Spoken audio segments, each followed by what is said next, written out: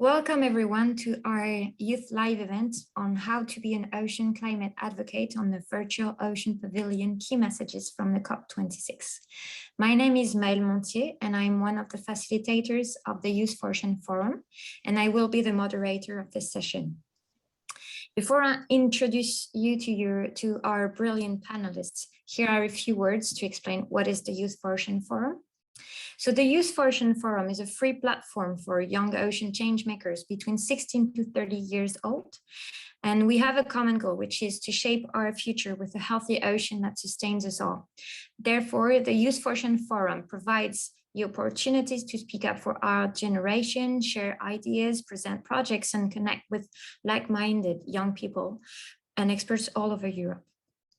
Last but not least, the Youth for Ocean Forum offers the possibility to submit an ocean project and obtain accreditation of EU Young Ocean Advocates. You will hear today the testimony of young ocean advocates and also members of the Youth for Ocean Forum who participated to the COP26 in Glasgow during the past 2 weeks.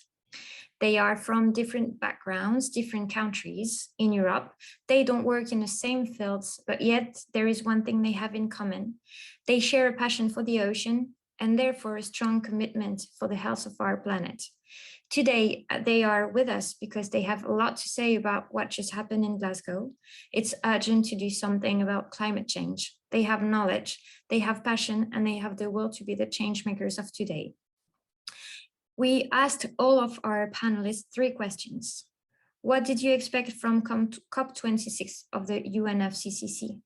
What is your experience of the COP26? Which were the events, statements, messages, people that drew your attention or left a lasting impression on you?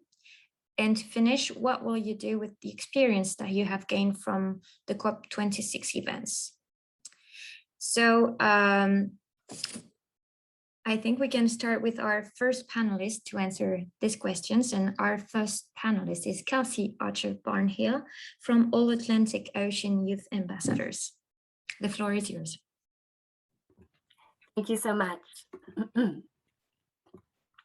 With the launch of the UN Decade of Ocean Science for Sustainable Development earlier this year, the ocean is in the spotlight now more than ever.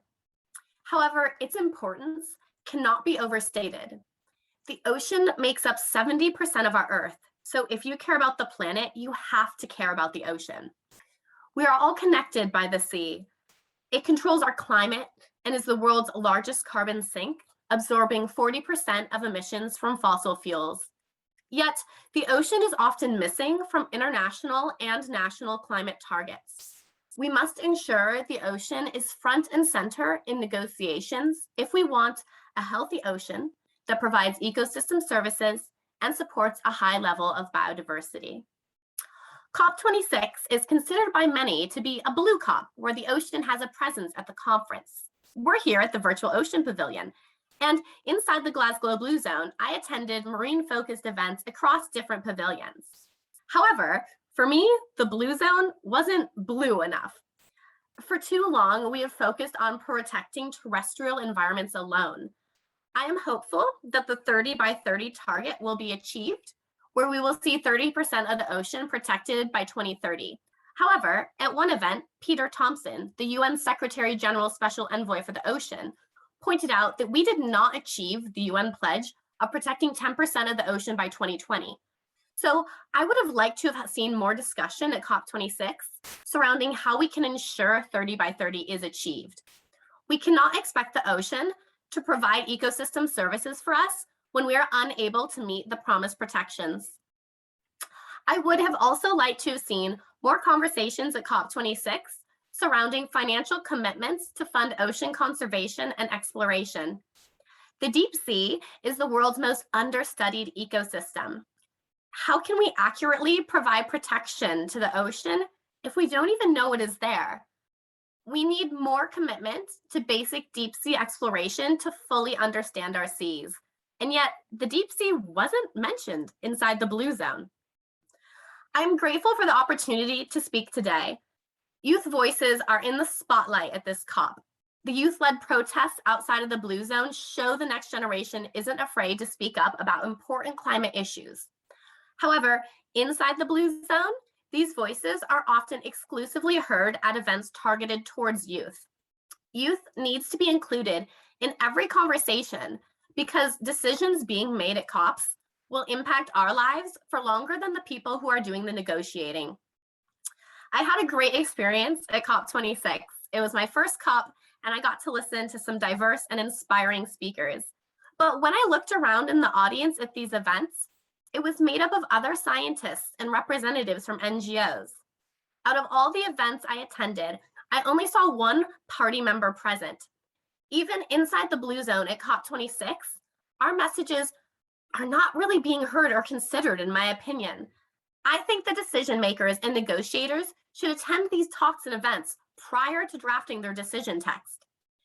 It is great that there was a space for early career researchers at COP. I met youth ocean advocates from Brazil, Colombia, France, Spain, and Peru. I attended events with two of my fellow PhD students from University of Edinburgh. So we're there, our foot is in the door and youth is in the room. But now we just have to ensure that we're heard. Thank you. Thank you very much, Kelsey, for starting this event. And now it's the turn to Arthur Frederick to talk about his experience. Arthur, the floor is yours. Good afternoon, everyone. I'm Arthur. I'm a chemical engineering and founder of Oceanum Portugal, and I would like to thank you for this opportunity. I'm here to share with you my views about COP26. When I came to COP26, I came to learn how people would interact to achieve the goals that are clear to reduce CO2 emissions. And when I arrived, I realized that what moves us is our desire to make things better and change the world. I saw politicians wearing their suits. I saw also indigenous people wearing their cultural outfits. I saw people from the four corners of the world carrying their luggage and baggage to reunite here in COP26. I also saw protesters claiming that they are tired of blah, blah, blah. Everyone is here on its way to change something, to reduce emissions. But is CO2 causing global warming? We, as human beings, always like to blame something to get rid of our own responsibility. I think it's too naive to believe that CO2 is responsible for global warming, and I'm not a negationist. What's making global warming is our desire, the same desire that unites us here at COP26. Our notion of success must be decarbonized. Successful people consume a lot, brand new cars, brand new home appliances, and brand new clothes that are not always necessary. How many of us, for example, bought something new just to be more respectable and beautiful here at COP26? Our desire that makes us to change the world is also to blame for the global warming. We can say we are tired about blah, blah, blah, and blame politicians, the industry, and the entrepreneurs. But who financed them? The banks? No, it's ourselves, our desire to be successful, our desire for consumption. The lesson I took from COP26 is that we must decarbonize our notion of success. We need to make conservationism more sexy, more appealing to others. Emit less CO2 must be as desirable as studying the best universities or have a high salary paid job. We must search for new idols. We must admire who emit less. Thank you. Thank you, Arthur, for this inspiring words. And we're going to continue with Anna Moreno from Youth and Environment Europe.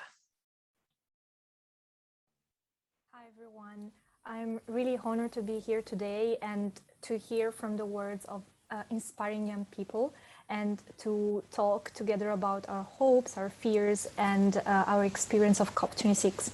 I was here at COP26 as a delegate of Youth and Environment Europe, which is the largest pan-European network of youth-led environmental NGOs. But I'm also a member of the Youth for Ocean Forum, and I had the pleasure of meeting other members at COP26. Before getting to Glasgow, it was difficult to shape my expectations of the outcomes for young people, especially because it was my first COP, and also because the global community and public opinion was expecting a lot from COP26. So it was expected to be one of the most important in history, one of the most important COPs. But even though as soon as we arrived as young people, some of the expectations were not met, especially because, as we all know right now, there were serious criticism and concerns about accessibility and accessibility issues and inclusion of young people, as well as frontline communities and civil society. I have to say at the same time that I'm really grateful for the great work of activists and especially for indigenous youth and indigenous communities to raise their voices and be there both inside and outside of the blue zone. And I think that without this great work from inspiring activists, we would never have included intersectionality and issues of climate justice, social justice into COP26 discussions and raised this kind of concerns into the public attention. So it was really important, both inside and outside of the blue zone, to engage in the discussions. Regarding my personal experience of ocean-related events, as my colleagues also said before, one of the main elements was at the core of ocean discussions in COP26 were the side events. And side events were basically guided by the scientific community, which for me as a political scientist was a very inspiring moment. And one of the most inspiring discussion for me was about bridging the gap between the policymaking level and the scientific research, because it was inspiring to hear what is needed for the research community and the science community to reach the policymakers, and on the other way around. And yeah, one last word was I wanted to cite and to quote Dr. Sylvia Earle, who spoke at the Ministerial Ocean Action event, and say that human impact on oceans has been destructive, but humans are also agents of change, and we can turn this crisis around in a positive way to go from planetary decline to planetary recovery. And in order to have a positive impact, we have to radically transform the way in which we see oceans and our relationship with the oceans and the life inside of it. And I think in order to conclude, I think that it's really important and really powerful to continue with storytelling. Youth communities, frontline communities, gathering together and still inspiring each other with telling their stories and making sure that their voices are heard. Thank you so much. Thank you, Anna, for your words. And we're going to go straight to the next panelist, Jesus Lucero from OSIN. Hi, there is a protest going on behind me, so maybe there is a little bit of noise. Okay, but yeah, this is mainly the most exciting part that I have seen from COP26. You know, the people and the youth people and the indigenous people from all around the world coming together, talking to each other. And it's a very complex environment, and a lot has been going on, but it has been very exciting for me to be here. I have learned so much. I have been able to meet some of you, and which that was very cool to finally see each other's faces. And yeah, a lot of things have happened, a lot of people talking, And I feel that the youth, they talk about the youth and they put us in the text, but then they don't let us participate. I has been quite exclusive in that matter. The conference, but I have learned so much. I did attend on Sunday before coming to COP to a Ocean Day side event. It's called the Ferry, and there were some great scientists talking about their research and science. It was amazing. So yeah, I just feel very privileged to have been to Glasgow with the World Ocean Network. I think that we had made contact with many people from all around the world, from activists, scientists, some politicians too, and it has been a unique experience for me. Is there any question or something or? If you don't mind, we can do the questions at the end, so we make sure that every panelist has a time to share their voices as well. Beautiful, thank you. We're going to go to our next panelist, Alvin Dachwa Tirvaudet, who's a Youth for Ocean Forum founding member.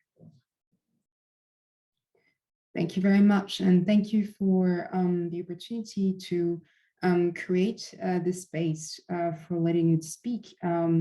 I am, as said, a founding member of the Youth for Ocean Forum, but also I was here at the COP in my capacity as a researcher, junior researcher, and a research associate and doctoral researcher at the University of Hamburg in the Cluster of Excellence, CLICS, Climate Change and Society, which is part of CEN. I wanted to share a few observations that I have been doing because that was my role during this COP. And I think we share was the presentation that had been given earlier on this observation that civil society and the voices of the youth are more and more invited, and at the same time there is a process of less and less space where the voices can be expressed. I was privileged to have tickets to go to the green zone, which was not the case of everyone because access was limited to 3 days due to COVID-19, and the tickets went away within a few days around the 12th of October.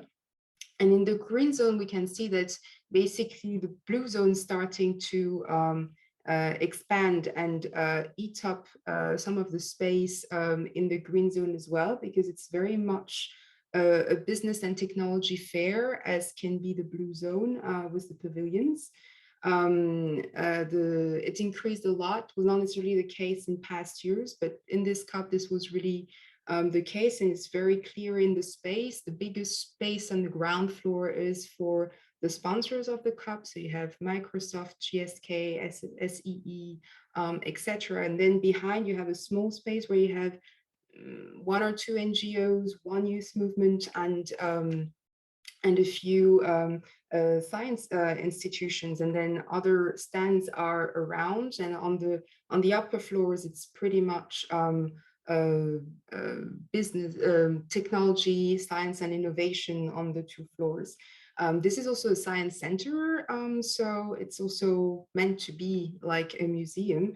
But yes, this was very striking, because then the sessions that are organized also in the blue zone and the pavilions are meant to include the voices, but it's not necessarily on people's terms.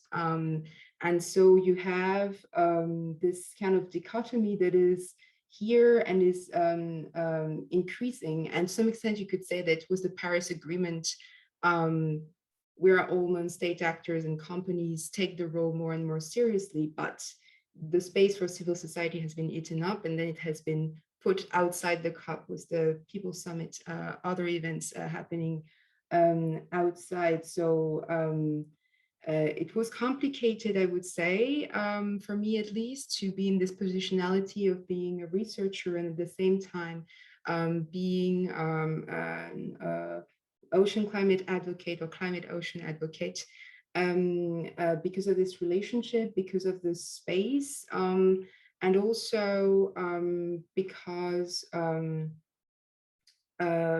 there was this big gap between what was happening, all the stories that we could hear and share, and the negotiations that was going on, the gap of level of expectations and actions. And as the space is very also overwhelming, it's of course difficult when one is in double positionality to take care of oneself. So I think it is an important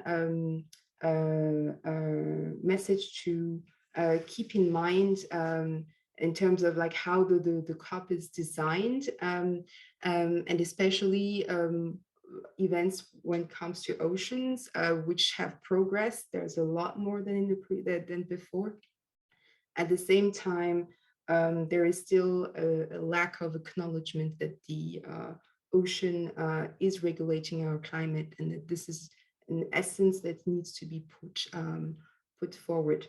So thank you again, and thank you so much. I am very also inspired by the experiences of people around me, and I can see that there have been diverse, and I'm glad it has been exciting. At the same time, it is important to look deeper, I think, at the politics of space that was behind this COP, and that could trigger definitely issues of access. Thank you very much, and I give the floor back to Maëlle. Thank you, Alvin, for your insights on the green zone, which I think you were you were the only one in the panelist that we have today in the green zone also. So we're going to continue with Mariana Ocean-Rudeau from 4P Shore and Seas to continue this dialogue. Thank you. Thank you so much. I'm just going to share my screen quickly to play some slides. So yeah, thank you for joining us online today. So I'm for Ocean Advocate as part of the 4P Shore and Seas project. I have so much to say, but so little time, so I'll make it concise. So what did I expect from COP26? As many of my colleagues have said just before, it was my first COP, so I didn't have much expectations, but I have the chance to work for the Ocean Climate Platform, with whom we worked for the months before the start of COP26. And so I was expecting the ocean to make a lot more noise, if I may say, in negotiations, but I do think it has finally found a little bit more space and place within the pavilions and within side events. It was genuinely a really rich experience for me as a young woman, and I had the chance, to better understand UNFCCC processes, which were part of my degree, and I finally got the chance to see it from the inside. But I did, like some of you have mentioned before, note some slight incoherences, notably due to the fact that civil society was not really invited inside negotiation rooms, and I thought that was the whole point of COPs. And then, in my own personal precept, of course, the fact that all COP sandwiches were sold in plastic bags, for me, it made no sense that we were still there at that point of time where we realized that climate change really, truly has horrific effects on the ocean. So on a brighter side, I had the chance to co-organize a few events with the Ocean Climate Platform. And especially one that I will remember will be the Ocean Action Day event, where not only I've met, high-level people, and it was really interesting to organize such an event, but I also kind of realized that all the work behind the scenes is so important to the well-functioning of such big events with 40 speakers. It takes a lot of work to actually make it work. So of course, I'm not going to be able to speak about everything that's on this slide, but I have been truly touched by Simon Coffey's speech with his feet in the water. as we all know, you know, sea level rise is a looming danger for a lot of people, but it is also an actual reality for many countries around the world today. So I thought that his message was really strong, as he has done it from home, and you know, it resonated in COP26 corridors, and I admire that action a lot. And like other colleagues said just before, you know, the energy outside COP was also outstanding. I felt very, very lucky to be able to witness COP from the inside, but I also have to, you know, share my admiration to all the young people around the world that are, you know, fighting every day, and not only last week, you know, for climate justice and climate action. We need youth, and these voices, you know, should count way more than they do today. So yeah, it was important to note that for me as I witnessed, you know, the what happened outside COP on Friday and Saturday last week. So what will I do with that experience? I guess it only, you know, reinforced my personal like envy to pursue my career in ocean protection. And you know, it also, I have to say, I was kind of happy to see from my opinion, in the events that I attended, that the climate, biodiversity and ocean nexus had finally, you know, been at the heart of many discussions, and it was about time that this would happen, because the links are so, you know, so important. And yeah, so thank you so much for giving me that time. I wish I could say way more, but I don't have time. So thank you so much. Thank you very much, Mariana, for these inspiring words and giving us a glimpse of what happened outside and inside some of the zones in COP26 for those of us who weren't present on site. So thank you very much. We're going to continue with Jin Tanaka from Youth Force. He's one of our Youth Force Forum founding members. Jin Tanaka, the floor is yours. Thanks so much. Can you hear me? Yes, perfect. Okay, thanks so much. So I'm going to share status in my presentation. So thanks so much. Thanks for coming. So outside it's a little bit noisy. Sorry about that. Being in the blue zone at the ADM project booth. So I'm going to present the movement of conservation for ocean in Japan. And I'm so glad to meet you here. And I'm going to start. So hello, my name is Jin Tanaka. I'm from Japan at Fukuoka, south part of Japan. And our country is surrounded to the oceans, and we have plenty the biodiversity and ocean resources. And also we get many ingredients, and industries. Our industry is closely related to the oceans. And oceans around Japan are characterized by one of the richest areas for marine biodiversity. It is recognized as a UNESCO, UNICEF, WMO as well. And mixture of multiple ocean currents, industries, education, culture, history, everything is related. And as the area where the plates overlap the most in my country, so we're going to get the many volcano eruptions in oceans, and we'll get the many crack from the oceans. But there's a cause to the earthquake sometimes, but also that we could get to the plenty of the planktons as well. However, recently in my country, we are facing in danger of the ocean litters like this. I took these pictures and I'm going to show it. And these are just only the few examples. Many of the ocean and coasts we are facing in danger for the reaching out to the many ocean litters around the world.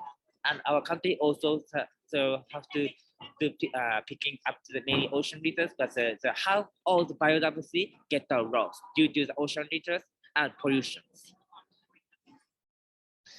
And so we do the cleanup ocean litters, and hundreds of tons of trash comes from the city, and we picking up to the 200 tons every year by the human picking up. And but even if we do so, we could not clean up all of the costs because of the we got the many ocean litters from around the country, and we get to the 1,600 tons every year, like plastics, plastic bottles, some steels, and the fishing armies, and everything bigger. So we try to do the mini movement, and we're going to invest more than $1 million US for clean up oceans, but we could not get reach to any solutions. And also, we are also the second in dangers, the relation with the climate and oceans. Likewise, here, the ocean also plays an important role in protecting us from the most serious effects on climate change.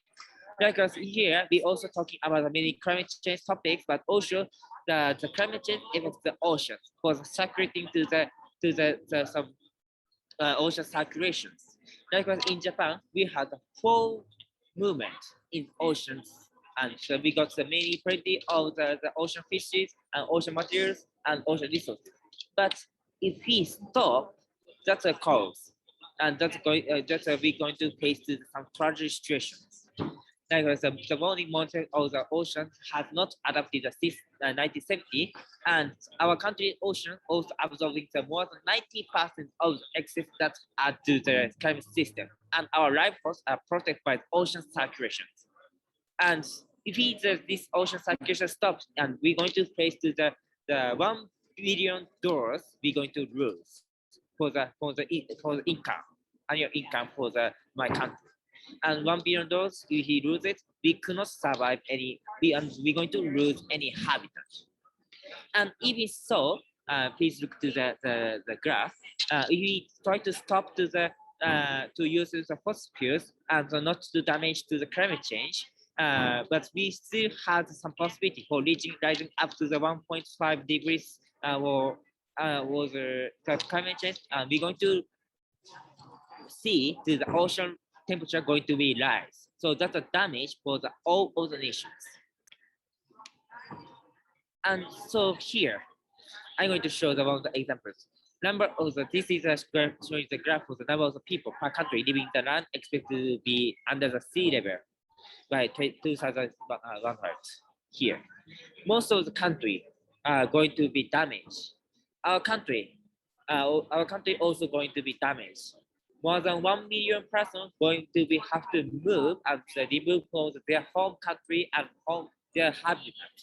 Like as Tokyo, Nagoya, Osaka going to be sunk.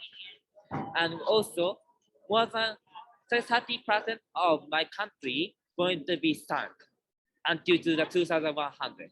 If we could not take the action for any of the climate change. And also this one is I'm going to show that this one is the photo by by my country JAXA for the looking to the space, looking for the ocean temperature. Here, see, here is the red one is rising up to the more than 30 degrees in ocean temperatures at the surface. If we're going to see to the whole other nations, maybe we're going to lose any of the biodiversities, and we're going to lose any of the fish industries, and we could not see the fish anymore. That's a problem. So we saw the many climate strikes as well, even in Japan, even in Europe, and even as here. However, we also need to take action for the oceans by picking up the ocean litters, cleaning up the pollution, and not to stop and try to remind as many people as we can to remind for the not to pollution anymore. So here's a movement in Japan. We do the START project for the Ocean Pavilions project in Japan. We do the picking up to the ocean litters, and we're going to make the pact for the settled ocean eggs. And also, we enforcing to the eco park and geopark for the getting to protect the oceans and coast and ocean resources for the future. And also, recently we started to the ocean education as well. We are providing to the ocean leaders and experience as to connect to the fishermen. So I'm here to the project ocean conservation for the climate change and expand the network to encourage to consider about the ocean. and make the relations with finance and energy and agriculture sector to emphasize the relation with oceans. Recently, as a use for make the conservation of ocean, for the oceans, we have the limit, but we could enforce and we could to make a collaboration with any other sectors. We are talking and we are getting the we are getting the movement. And I'm going to present last thing. So next 4 years forum, once in 4th year, we're going to have the Kumamoto in Japan for the Asia Pacific Water Summit. And I'm here as an organizer of the youth forum of this conference. And I would like to invite all of the youth for not only the Asia Pacific, but also whole of the world youth. And I'm expecting that more than 5,000 youth will be active. And we will host the relation of climate change and ocean conservation. And this is going to be biggest youth forum ever. So we're going to conclude any of the ocean topics, and we're going to do the youth forum for the youth, with the youth. Then I will say, see you in Kumamoto next year's April in 2020 in Japan. Thank you so much. Thank you, Jin Tanaka, for your links that you made with the COP26 and Japan and inviting us to join your youth event. That looks amazing. So we're going to continue with our next panelist. She couldn't be here today. Her name is Hannah Ladd-Jones. She's from England and she has a project called People, Ocean and Planet, but she sent us a video so she could share her point of view with all of us today. Guillaume, could you share the video for Hannah? Thank you.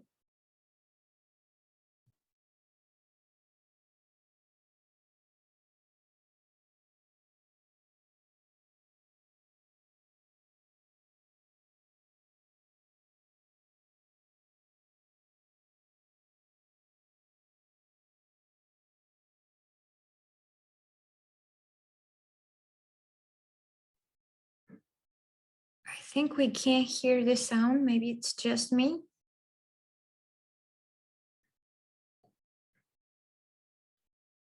Yeah, there's no sound.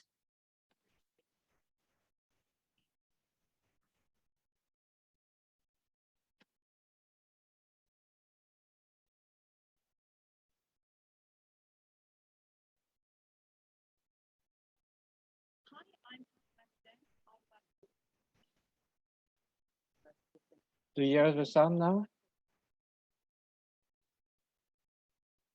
Well, your mic is off. Yeah, the sound is very weak. Did you share the sound of your computer when you said sharing your screen? Yeah. Oh, that's Just weird. let me try again. Okay. Or I can try on my side if you want to. I think it should work now.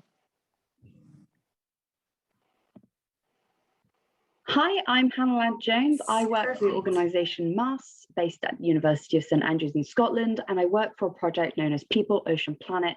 And it's through this that I became a member of the Youth for Ocean Forum. And I'm really grateful to the World Ocean Network for giving me the opportunity to be an observer at COP26 for the first week. So what did I expect? Not a lot. I had no idea what COP26 was going to be like, what really the blue zone was going to look like. There were maps, there were lots of programs. It was an overwhelming amount of information, and I wasn't too sure what it was going to be like and what I was going to experience as an observer for the first week of COP26. So what was my experience? Well, one, I was really grateful to see such a huge meeting with many amazing scientists behind the works. I got to see so many famous scientists from climate to geography to social science, and also some other ministers and politicians or former politicians as well. And it was great to experience such an international call to save our planet. However, it was really hectic and it's left me with a lot of total mix of emotions, and I'm not sure really what I even got out of it. I heard large numbers being spoken about in funds, investments, commitments, partnerships being signed, and loads of different timelines on saving our planet. And most of the time that was from people who are extremely wealthy as well. And with all those numbers and stats and partnerships, it didn't feel tangible to me, and it left me feeling very frustrated. It just felt like a very big science conference. And I saw a few of the same talks in a few different sessions. And there were so many calls to actions, but the audience already know this. We were pretty much talking to ourselves. And actually, the people who I saw the most passion from were from younger speakers or early career researchers, and actually the former Vice President Al Gore. They were people who were showing me genuine frustration and anger at the situation our planet's in. And lots of people were optimistic, you know, they were talking about timelines and how things could be achieved, but I found it difficult to comprehend how we can save our one planet when there was a lot of guilt and responsibility pushed onto the average day person, which is something I wasn't expecting actually. And on Friday last week, I saw actually the head of the Bezos Earth Fund. And this is basically a massive fund that's going to invest in saving the planet. But it's a fund that's been created and is possible because of capitalism and because Jeff Bezos got shot up into space. So that just kind of just didn't make any sense to me at all. And not to be too, you know, doom and gloom, but I was getting more and more frustrated throughout this meeting because we were all just talking to each other. It was scientists talking to other scientists. I didn't actually see a single debate. I didn't see any negotiations. Everyone was agreeing with everyone that we had the science, we needed to invest here, we needed to do that. There was no debate anywhere from what I saw in the meetings that I had access to.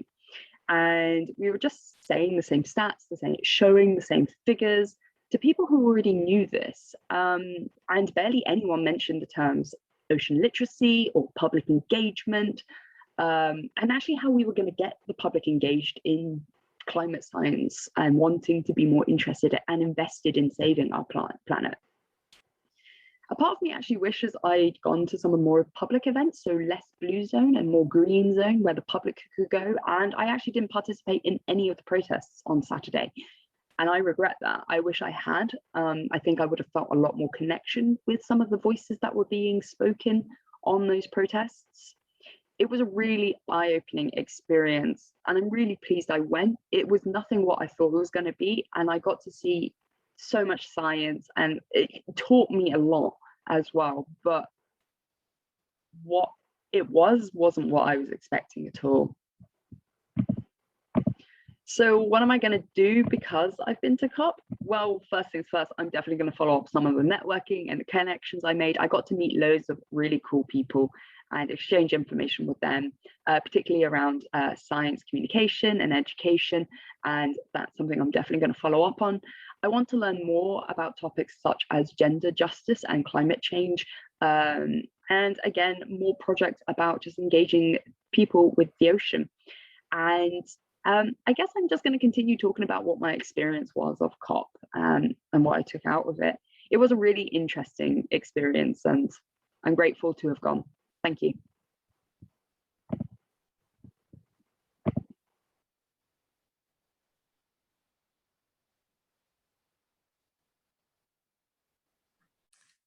Okay, so that was Hannah's speech on COP26, and we're going to continue with Olivia Garcia, one of our dear founding member in the Youth Ocean Forum, and also founder of the project Sailing for Ocean Literacy and Engagement. Olivia, the floor is yours.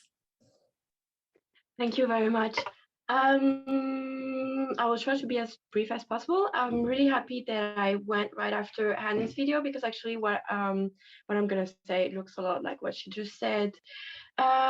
Even though overall I think I had really high expectations, knowing that this COP was for like the most expected COP ever, and that they had an extra year to organize it due to the pandemic and so many things related to climate actually happened during this year. So yeah, my expectations quite high.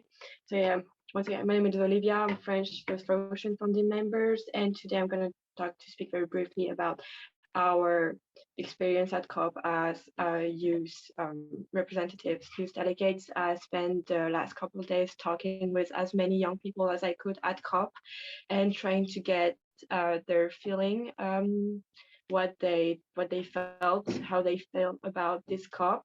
And I think that the adjective that I most heard was overwhelming. It was overwhelming. It's a huge event. There's so many things going on at the same time. It's literally impossible to attend everything that you want to attend. Also, personal point of view, I think it was quite complicated to connect with other people from the marine field, as there were no ocean pavilion. There was no ocean physical space dedicated. And I found that extremely disappointing. When you know that the climate is a primary, the ocean is a primary climate regulator on Earth. So yeah, kind of disappointed about that. Also very disappointed about the fact that we don't have access to negotiations. Negotiations happen behind locked doors. So I just basically felt that I was at this huge environmental congress, but nothing more. Yeah, and about the COP26 outcomes themselves, it's a little bit unclear. We haven't heard many statements about what happened, about the outcomes of negotiation. I was kind of expecting, I don't know, after every day, a kind of a recap on what happened, the highlights of the days. I didn't see that. I haven't seen. I think that the ocean and also the youth was kind of underrepresented. No ocean pavilion, no youth pavilion. And also, for example, about the ocean specifically, the only real statement that I heard was a statement from the high-level Sustainable Ocean Panel that is composed of the President of the US, Australia, Canada, Chile, Indonesia, Mexico, Portugal, and many more other countries, that just basically said that they recognize the fact that the ocean is a key climate regulator and that they urge ocean actors to join in accelerating key ocean-based climate actions such as nature-based solutions, etc., which is for me a lot of words and nothing concrete because we already know that. So yeah, really happy to be here overall and to have met such great people and had the opportunity to meet other members of the Youth for Ocean, but overall kind of disappointed, and I really hope that action is going to be taken. And yeah, to conclude what I'm going to do with my experience at COP, I think this COP got me more interested in the idea of climate justice, because I could meet people from Tuvalu, which is islands I never heard about before, and I discovered all of the incredible challenges they're facing due to climate change. They already lost some islands. They had some islands now at high tide are completely submerged. So they're really facing climate change right now, and I think we don't talk about that enough. So yeah, that's it for me. Thank you for giving me the floor. Thank you, Olivia. Thank you for your words and the words of the people that you interviewed at the COP26. We're gonna go to our next panelist, Rebecca Daniel from the Marine Diaries, who's gonna share with us her point of view also on the COP26. Rebecca, whenever you want. Hi, yeah, so I'm Rebecca Daniel. Hopefully you can hear me. I'm in the pavilions right now. So like many others in the Youth for Ocean Forum, this is my first COP. And I'm here actually working with my full-time job, Carbon Brief, which is a climate journalism nonprofit, but also kind of representing my nonprofit, Marine Diaries. There's a couple of things I want to mention about my overall feeling of COP. Generally, I think there is just a lack of ocean on the agenda. All of the events that I went to that were discussing the ocean in some form were typically kind of side events or external events even, not even inside the COP venue, which is really quite disappointing. And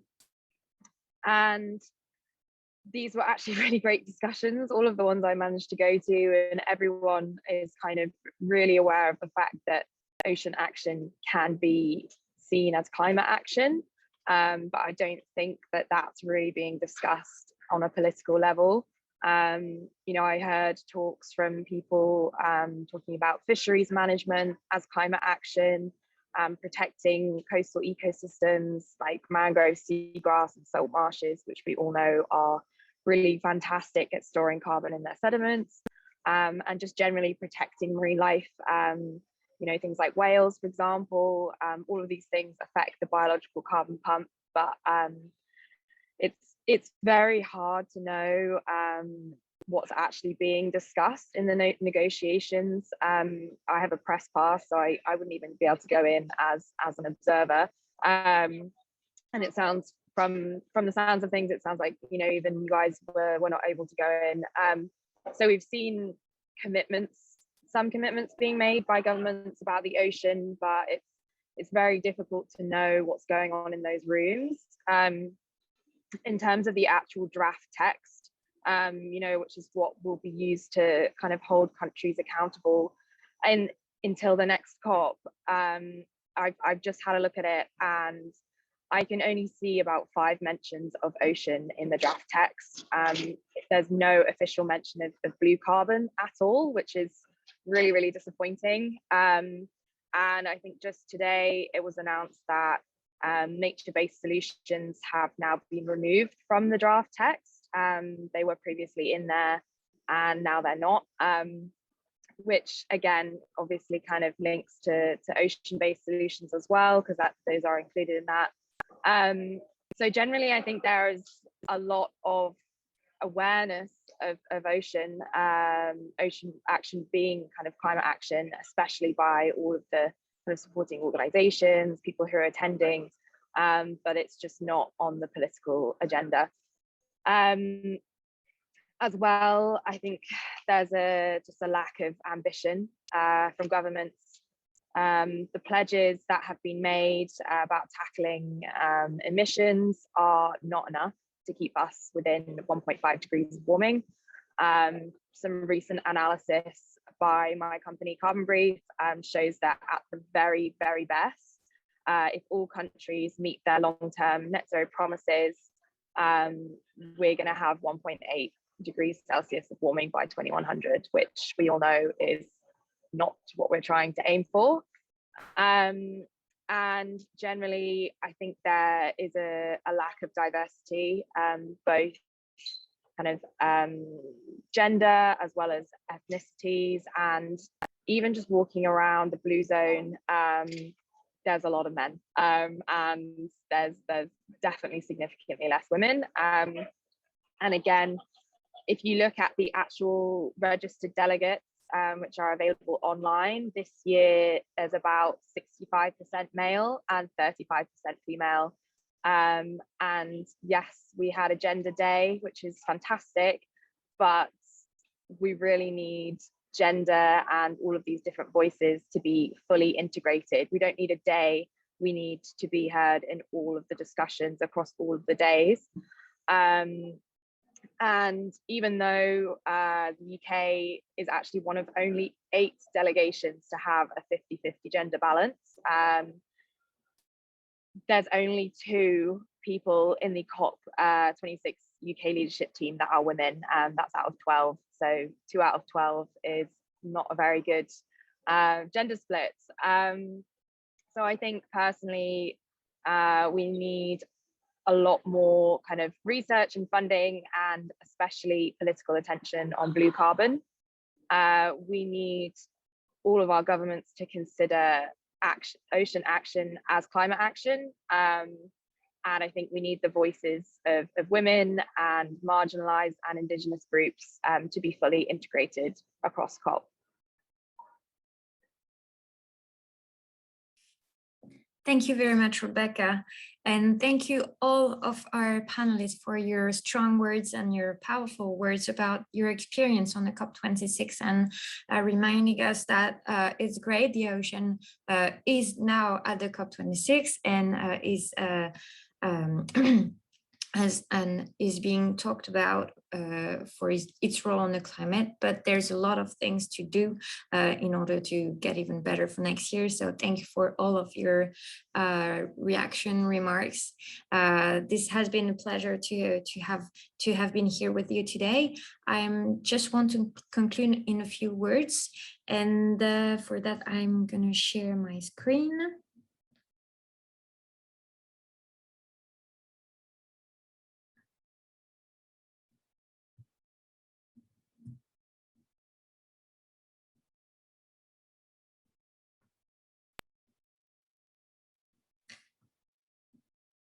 Okay.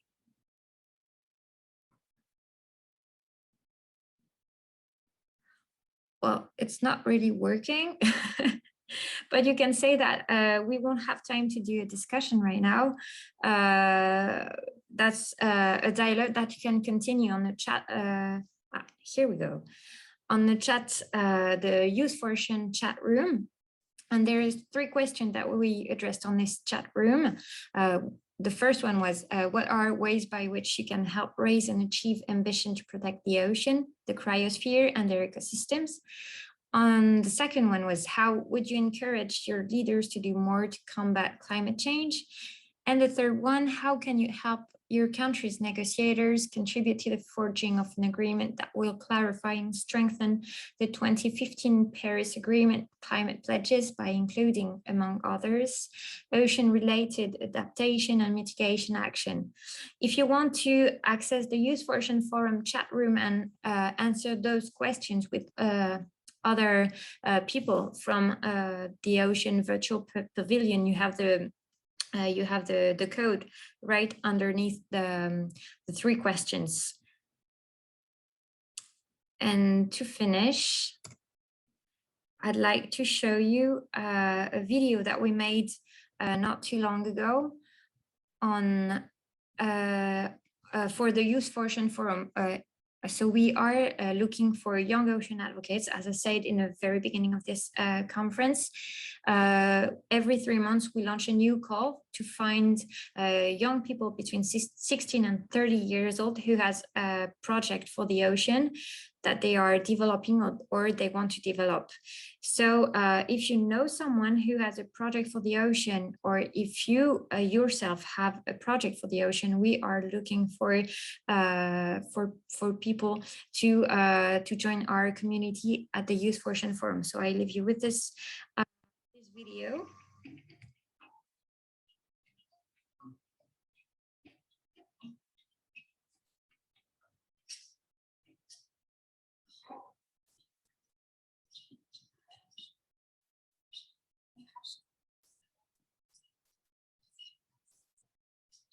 We can't see or hear anything, Mel. Really? Oh. Well, never mind. I can put the link in the chat room. So yeah, that will conclude this session. Sorry.